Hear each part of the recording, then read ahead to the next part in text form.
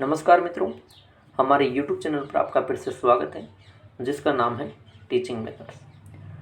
मित्रों, आज हम देखेंगे पर्यावरण अध्ययन के 30 अति महत्वपूर्ण प्रश्न जो अपने रीट विशेष तौर पर लेवल 1 और 2 है उनके लिए भी अप्लाई है अभी तक, यानी कि वो भी एग्ज़ाम दे सकते हैं। तो दोनों के लिए 30 अति महत्वपूर्ण प्रश्न हैं। चलते हैं पहले प्रश्न पे।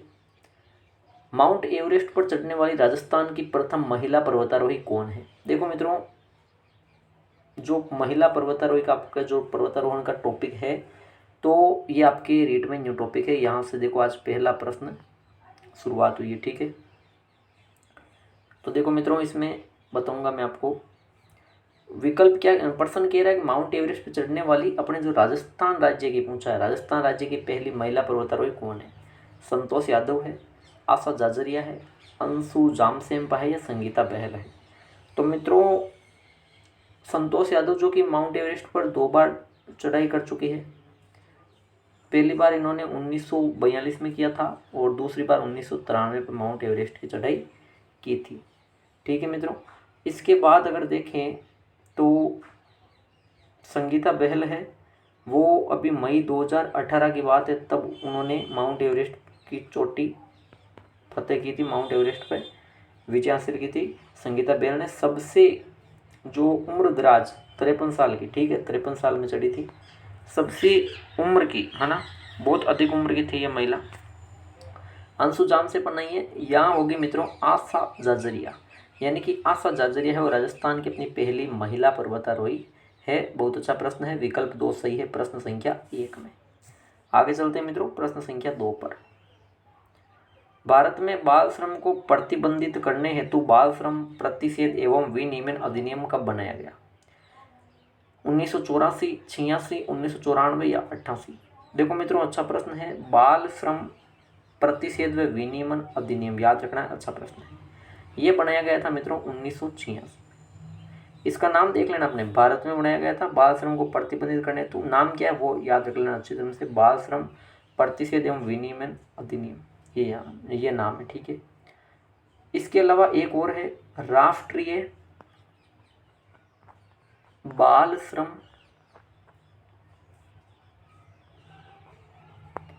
उन्मूलन,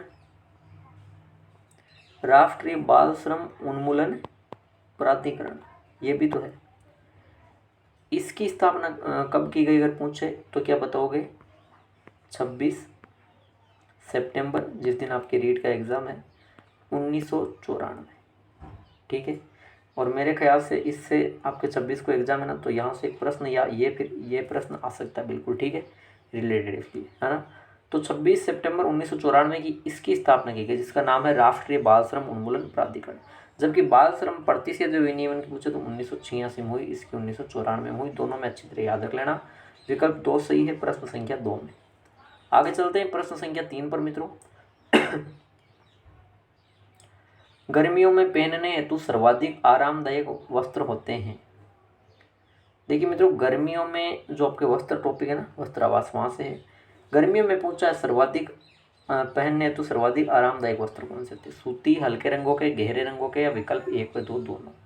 तो मित्रों, बात करें तो गर्मियों की, देखो गर्मियों में ये सूती भी पहने जाते हैं और हल्के रंगों के पहने जाते हैं। जबकि बात करूं गहरे रंगों की, तो मित्रों गहरे रंगों के पहने जाते हैं आपके सर्दी में, शीत ऋतु में, ठीक है। यानी कि गहरे रंगों के, और इसके अलावा कौन से? सर्दी में ऊनी पहने जाएंगे, ठीक है। ऊनी वस्त्र और गहरे रंगों के, ये तो बात आई किसकी? सर्दी की। जबकि हल्के रंगों के और सूती ये पहने जाएंगे गर्मी में। यानी कि विकल्प 1 भी सही है, 2 भी सही है। इसका मतलब विकल्प 4 यहाँ पे आपके सही उत्तर होगा प्रश्न संख्या 3 में। आगे चलते हैं मित्रों प्रश्न संख्या 4 पर।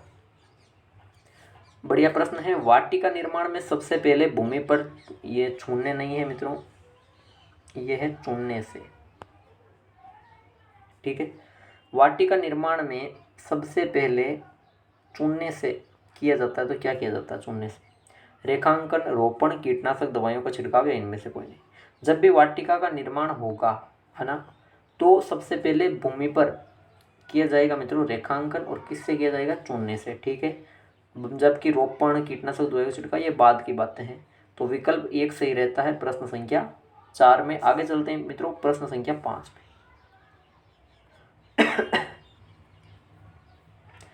देखिए मित्रों प्रश्न संख्या 5, किसी वस्तु के उपयोग या आपूर्ति अथवा किसी सेवा की उपलब्धि के संवर्धन के लिए कोई अनुचित विधि या कपटमय व्यवहार को कहा जाता है। किसी वस्तु का उपयोग कर रहे हैं हम, किसी वस्तु को खरीद रहे हैं या उसकी आपूर्ति करना है तो, या किसी सेवा की उपलब्धि का संवर्धन के लिए अगर कोई अनुचित विधि अपना रहा है या कपटमय व्यवहार कर रहा है ना, इसके उपयोग या आपूर्ति करने वाले के साथ में, तो इस व्यवहार को क्या कहेंगे। अच्छा प्रश्न है मित्रों, वेरी इंपॉर्टेंट क्वेश्चन है। प्रतिबंधात्मक व्यापार व्यवहार, अनुचित व्यापार व्यवहार, भ्रामक व्यापार व्यवहार, यहाँ पे मिथ्या, ये भी नाम आ सकता है, भ्रामक या मिथ्या है ना, झूठ से है ना, और स्वेच्छाचारी व्यापार व्यवहार। तो मित्रों आपके विकल्प 1 भी नहीं होगा, 3 भी नहीं होगा, 4 भी नहीं होगा, दूसरा विकल्प सही रहेगा, यानी इसे अनुचित व्यापार व्यवहार कहा जाएगा। अच्छी तरह याद कर लेना, विकल्प दूसरा सही है प्रश्न संख्या 5 में। आगे चलते हैं मित्रों प्रश्न संख्या 6 पर। प्रश्न संख्या 6 मित्रों, राज्य में प्रथम भूमि बंधक बैंक की स्थापना कहाँ की गई। राजस्थान में पहला भूमि बंधक बैंक, शानदार प्रश्न है। इसकी स्थापना 1924 में की गई थी मित्रों, याद रखना 1924 में की गई, लेकिन कहाँ, ब्यावर में, उदयपुर में, अजमेर या डी। तो मित्रों इसकी स्थापना की गई थी अजमेर में, है ना। तीसरा विकल्प सही है प्रश्न संख्या 6 में। आगे चलते हैं मित्रों प्रश्न संख्या 7 पर। जामरकोटड़ा खदान प्रसिद्ध है। अच्छा प्रश्न है मित्रों, जामरकोटड़ा खदान अपने राजस्थान में प्रसिद्ध है किस धातु के लिए। तांबा, रॉक फॉस्फेट, जिंक या यूरेनियम। जामरकोटड़ा खदान है कहाँ मित्रों, ये उदयपुर में, ठीक है, उदयपुर जिले में जामरकोटड़ा खदान है। अब बात करूं मित्रों अगर तांबे की, तो तांबा कहाँ पाया जाएगा, खेतड़ी झुंझुनू में। खेतड़ी कहाँ पे है, झुंझुनू में। इसके अलावा जो सिक्कर है, यानी कि सिक्कर और झुंझुनू में ये पाया जाएगा, और झुंझुनू में नाम आ जाएगा मित्रों खेतड़ी का, ठीक है, याद रखना। जामरकोटड़े की बात करूं मित्रों, तो ये जामरकोटड़ा जो स्थान है वो रॉक फॉस्फेट के लिए प्रसिद्ध है। बाकी यूरेनियम की बात करूं तो ये भी सिक्कर में एक स्थान आता है प्रसिद्ध, रोहिला, है ना, वो प्रसिद्ध है इसके लिए। तो विकल्प दूसरा सही होगा प्रश्न संख्या 7 में। आगे चलते हैं मित्रों प्रश्न संख्या 8 पर। जीवाश्म ईंधन को जलाने से कौन सी गैस उत्पन्न होती है। ऑक्सीजन, नाइट्रोजन, हाइड्रोजन या कार्बन डाइऑक्साइड। जब जीवाश्म ईंधन को जलाया जाता है मित्रों तो कौन सी गैस उत्पन्न होगी, तो ऑक्सीजन, नाइट्रोजन और हाइड्रोजन नहीं होती, बल्कि वहाँ पे होती है कार्बन डाइऑक्साइड। जब जीवाश्म ईंधन को जलाने से यह गैस उत्पन्न होती है। चौथा विकल्प सही रहेगा प्रश्न संख्या 8 में। आगे चलते हैं मित्रों प्रश्न संख्या 9 पर। कृत्रिम तंतु को निम्न नाम से भी जाना जाता है। जादुई तंतु, सरल तंतु, ताप संज्ञाशील तंतु या सभी। तो मित्रों जो कृत्रिम तंतु होता है और एक होता है प्राकृतिक तंतु, है ना, जो प्रकृति से मिलता है। कृत्रिम तंतु जो बनाया जाता है, तो कृत्रिम तंतु को किस नाम से भी और जाना जाता है, जादुई तंतु, सरल तंतु, ताप संज्ञाशील या सभी। तो कृत्रिम तंतु को मित्रों जादुई तंतु भी कहते हैं, सरल तंतु भी कहते हैं और ताप संज्ञाशील तंतु भी कहते हैं, यानी कि उपयुक्त सभी कह सकते हैं। चौथा विकल्प मित्रों सही है प्रश्न संख्या 9 में। आगे चलते हैं प्रश्न संख्या 10 पे मित्रों। प्रश्न संख्या 10 है, ठोस अपशिष्ट पदार्थों का निस्तारण किस विधि से किया जाता है। अच्छा प्रश्न है। जो ठोस अपशिष्ट पदार्थ हैं उनका निस्तारण करना है तो किस विधि को काम मिलेंगे, गोबर गैस प्लांट को, छानने को या बीनने को या पुनर्चक्रण। तो मित्रों ठोस अपशिष्ट पदार्थों के निस्तारण में पुनर्चक्रण विधि काम आती है। चौथा विकल्प सही है प्रश्न संख्या 10 में। आगे बढ़ते हैं प्रश्न संख्या 11वें के लिए। प्रश्न संख्या 11 देखो, निम्न में से सूर्यमल मिश्रण की रचना नहीं। अच्छा प्रश्न है। सूर्यमल मिश्रण याद रखना, राज्य कवि की उपाधि दे चुके हैं इनको, ठीक है। राज्य कवि राजस्थान का जैसे राज्य खेल, है ना, राज्य वृक्ष, राज्य पशु, राज्य पक्षी, ये आपको याद रहते हैं, लेकिन राज्य कवि भी याद रखना। राजस्थान का राज्य कवि कौन है, सूर्यमल मिश्रण। इनकी 3 रचनाएं इस प्रश्न में है, एक नहीं है, तो कौन सी नहीं है, तो वीर सतसई बहुत ही प्रसिद्ध है इनकी। वंश भास्कर भी है मित्रों, सप्ती रासो भी इन्होंने लिखी है, जबकि गुड़सार ये सूर्यमल मिश्रण की रचना नहीं है। तो तीसरा विकल्प सही उत्तर होगा प्रश्न संख्या 11वें में। आगे बढ़ते हैं मित्रों प्रश्न संख्या 12वें पर। पर्यावरण शिक्षा केंद्र कहाँ स्थित है। अच्छा प्रश्न है। जयपुर, मुंबई, अहमदाबाद या पटना। तो मित्रों पर्यावरण शिक्षा केंद्र की बात करूं तो पर्यावरण शिक्षा केंद्र अहमदाबाद में स्थापित है। कब किया गया, 1986 को, 1986 को, ठीक है।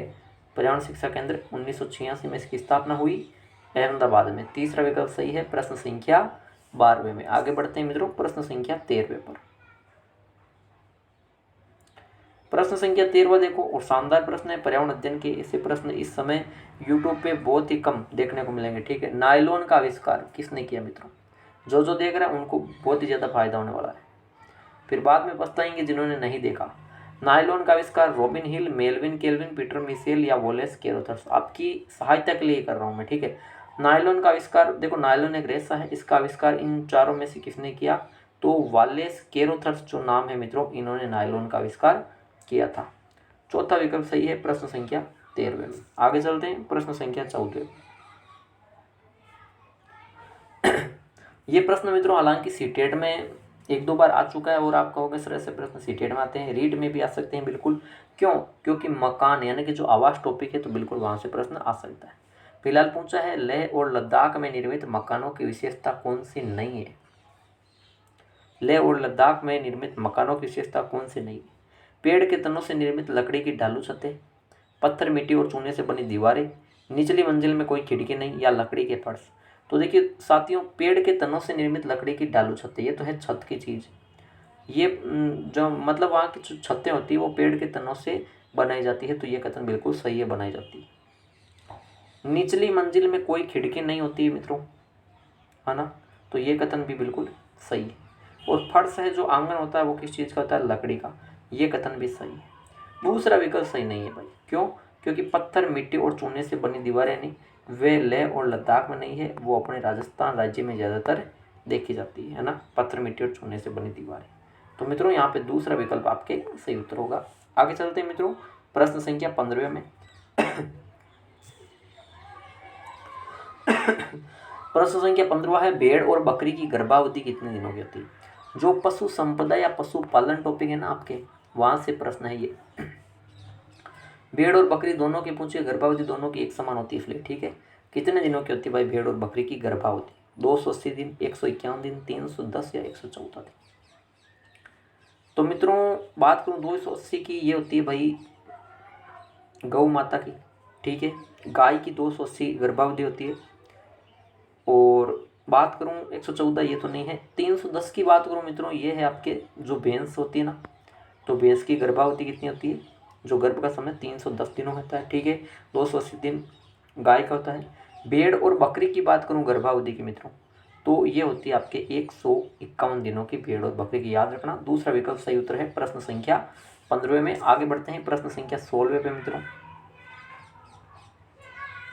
जैसे मित्रों देखिए प्रश्न समाप्त होने जा रहा है, मैं वापस एक बार फिर बताता हूँ कि मतलब फलाना विकल्प सही है, यानी कि दूसरा विकल्प सही है या तीसरा विकल्प सही है। प्रश्न संख्या जो भी मतलब 15, 16, 17 जो है ना, ये मतलब ऐसा है कि आप मतलब जब तक आप कभी कभार क्या होता है कि प्रश्न को मैं पहले एक्सप्लेन करता हूँ तो भूल जाते हो, तो इसलिए अंत में ये भी बताना जरूरी होता है ताकि आपको याद रहे, ठीक है। इसके अलावा और कोई कन्फ्यूजन हो तो बिल्कुल कमेंट बॉक्स में कमेंट कर सकते हो। आगे चलते हैं प्रश्न संख्या 16 पर। राजस्थान जल क्षेत्र पुनः संरचना परियोजना, ये एक परियोजना है, याद रखना, राजस्थान जल क्षेत्र पुनः संरचना परियोजना। तो इस परियोजना को चलाए जाने के लिए फिर वित्तीय सहायता किससे प्राप्त हो रही है? विश्व bank, DFID England, JBIC Japan या सीडा स्वीडन। तो राजस्थान जल क्षेत्र पुनः संरचना परियोजना को वित्तीय सहायता मिल रही है मित्रों विश्व बैंक से, ठीक है, याद रखना। बहुत ही अच्छा प्रश्न है मित्रों ये। तो पहला विकल्प सही है प्रश्न संख्या 16 में। आगे चलते हैं मित्रों प्रश्न संख्या 17 पर। प्रश्न संख्या 17 देखिए, सारे जो टॉपिक है वहाँ से बिल्कुल प्रश्न तैयार करवाए गए हैं, सिलेबस पे पूर्णतः आधारित, नवीन टॉपिक भी है। पंचायती राज संस्थाओं के चुनाव करवाने का दायित्व किसका है भाई? पंचायती राज संस्था के जो चुनाव होते हैं, है ना, तो ये कौन करवाता है? भारत निर्वाचन आयोग कराता है? भारत निर्वाचन तो नहीं कराएगा, गलत। मुख्य चुनाव अधिकारी राजस्थान का, पंचायती राज विभाग राजस्थान सरकार का, या राज्य निर्वाचन आयोग का? ये भी गलत, ये भी गलत। यानी कि पंचायती राज संस्थाओं का और एक होता है नगर निकाय का, ठीक है। पंचायती राज संस्थाओं का और एक नगर निकाय का, ठीक है। इन दोनों के चुनाव करवाने का दायित्व है राज्य निर्वाचन आयोग का, याद रखना। अच्छा प्रश्न है, वेरी इंपॉर्टेंट क्वेश्चन है मित्रों। ऐसे प्रश्न बिल्कुल आते हैं तो ये सिलेक्शन दिलाने वाले प्रश्न होते हैं, क्योंकि बहुत से लोग इनमें गलत करते हैं। चौथा विकल्प सही है प्रश्न संख्या 17वें में। आगे बढ़ते हैं प्रश्न संख्या 18वें की तरफ। राज्य में मल्लिनाथ जी का मेला आयोजित होता है।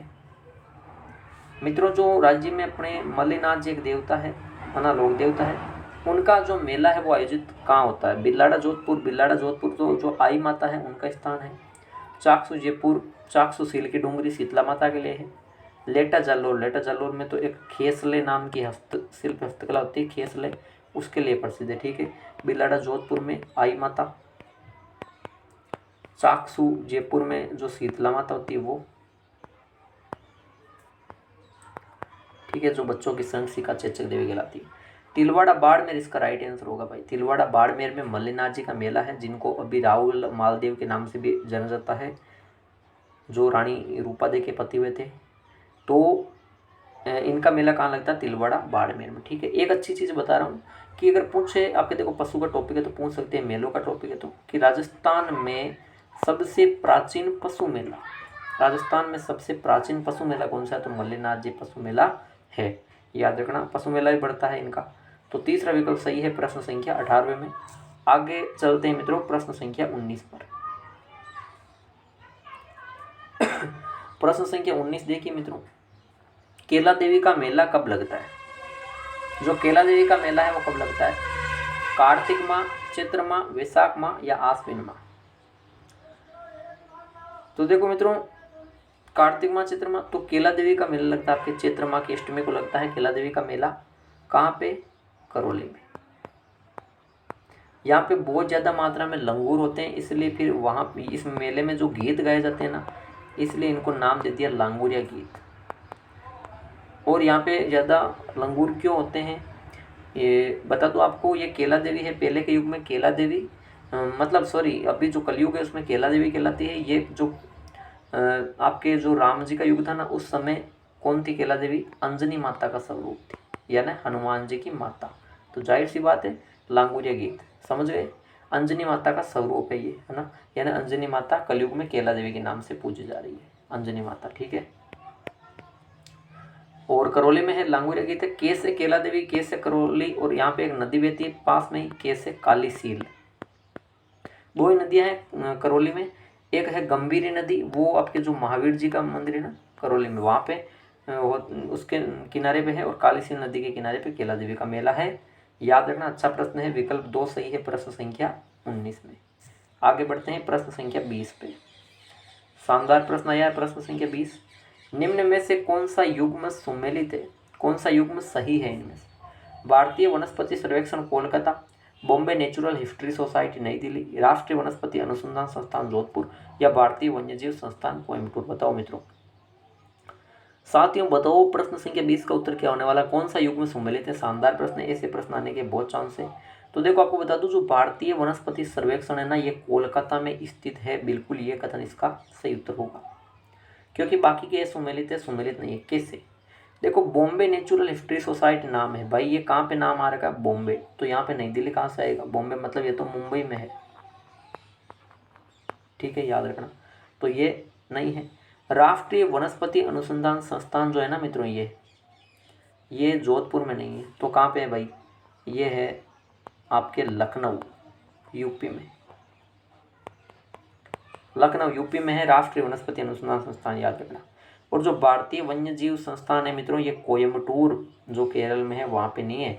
भारतीय वन्यजीव संस्थान कहाँ पे है आपके? ये है मित्रों देहरादून में।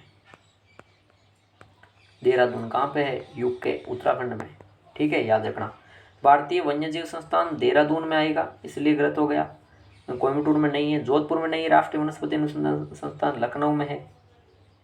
बॉम्बे नेचुरल हिस्ट्री सोसाइटी, तो भाई बॉम्बे मतलब मुंबई में, नई दिल्ली में नहीं है ना। तो पहला विकल्प यहाँ पे सही रहेगा प्रश्न संख्या 20 में। आगे चलते हैं मित्रों प्रश्न संख्या 21 पर। प्रश्न संख्या 21 कह रहा है पिछवाइयों का संबंध है। जो पिछवाइयाँ हैं इनका संबंध किससे है मित्रों?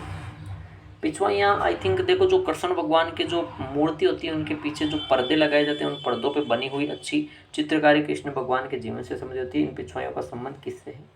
प्रतापगढ़ से, बांसवाड़ा से, उदयपुर से या नाथद्वारा से? तो आपको पता है, अच्छी एक हस्तशिल्प है मित्रों, पिछवाइयों का संबंध है नाथद्वारा से। तीसरा विकल्प सही है प्रश्न संख्या 21 में। अगर यहाँ पे देखो जिलों के नाम आ रहे हैं प्रतापगढ़, बांसवाड़ा, उदयपुर, यहाँ पे अगर नाथद्वारा ना आकर फिर अगर मान लो राजसमंद आ जाता तब तो सोच में पड़ जाते भाई नाथद्वारा पड़ा है। याद रखना ये नाथद्वारा राजसमंद में आता है। ठीक है, तो तीसरा विकल्प यहाँ पे सही होगा। आगे चलते हैं प्रश्न संख्या 22 पे मित्रों। बीकानेर राज परिवार की छत्रियां कहाँ स्थित है? जो बीकानेर राज परिवार हुआ, जितना भी राजा हुआ उनमें उनकी फिर मरने के बाद छत्रियां बनाई गई तो उसको एक नाम दिया गया। वो कहाँ पे स्थित है? नौका में, देवीकुंड सागर में, श्री कोलायत में, कोडम देसर। कोलायत में तो वहाँ का दीपदान बहुत ज़्यादा प्रसिद्ध है। जिसे किसी भी को अगर दीपदान हो तो बिल्कुल जो समझदार है उनसे सलाह ले और बिल्कुल दीपदान करे। दीपदान से बहुत ज़्यादा ज़िंदगी में फ़ायदा होता है। ठीक है, ये मुझे पता है। ठीक है, दीपदान तो ये दीपदान अपने प्रसिद्ध है श्री कोलायत का, जहाँ पे कपिल मुनि है ना उनका मंदिर पड़ता है। जैसे दीपदान अपने जीवन में उन्नति, प्रगति, सफलता, खुश रहने के लिए वैसे दीपदान काम आता है और बीमारी में आई थिंक काम आएगा। ठीक है, कपिल मुनि कपिल मुनि जी जो सांख्य दर्शन के प्रणेता है, उनका यहाँ पे कोलायत में अच्छा मेला बढ़ता है, बड़ा मेला बढ़ता है। तो बीकानेर राज परिवार की छत्रियों की बात हो रही है, वो देवीकुंड सागर में है। दूसरा विकल्प सही है प्रश्न संख्या 22 में। आगे चलते हैं मित्रों प्रश्न संख्या 23 पर। सारे के सारे आपके सिलेबस पे प्रश्न है मित्रों। प्रश्न अच्छे लगते हैं, कीमती प्रश्न लगते हैं तो बिल्कुल वीडियो को लाइक और कमेंट भी करो। मेवाड़ का वर्तमान शासन, इसके रचनाकार कौन है? मेवाड़ का वर्तमान शासन, ये इसकी रचना किसने की? माणिक्यलाल वर्मा ने, विजय सिंह पाठक ने, केसरी सिंह बारट या सूर्यमन मिश्र। ये तो अपने राज्य कवि हो गए भाई, इन्होंने इसकी नहीं की। केसरी सिंह बारट ने की। चेतावनी चुंगटिया। विजय सिंह पथिक ने नहीं की, विजोले आंदोलन के थे। माणिक्यलाल वर्मा नाम आता है। संयुक्त भारत राजस्थान इनका ही संबंधित है। ठीक है, इनका एक पंचीड़ा गीत है, याद रखना पंचीड़ा गीत, वो बहुत ज़्यादा लोकप्रिय हुआ था। पंचीड़ा गीत इनका ही लिखा हुआ है, बहुत ज़्यादा लोकप्रिय हुआ था माणिक्यलाल वर्मा का। और इन्हीं की ये रचना है मेवाड़ का वर्तमान शासन, जिसमें इन्होंने सामंतों के खिलाफ जो भी चीज़ें हैं वो लिखी। पहला विकल्प सही है प्रश्न संख्या 23 में। आगे चलते हैं मित्रों प्रश्न संख्या 24 में। प्रश्न संख्या 24 देखो, साइंस के भी बिल्कुल है टॉपिक, उनसे प्रश्न है। भूख, प्यास, प्रेम, घृणा इत्यादि का केंद्र होता है मेडुला, सेरिबेलम, हाइपोथैलेमस या उक्त में से कोई नहीं। इसको तो हटा दो। मेडुला ये होता है अपने श्वसन केंद्र।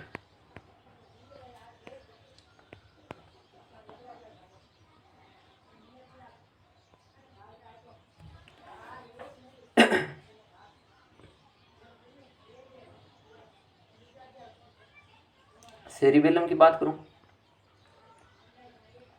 सेरिबेलम हो जाएगा आपके मित्रों मेडुला श्वसन केंद्र हो जाएगा। सेरिबेलम शरीर में संतुलन निर्माण का काम करता है।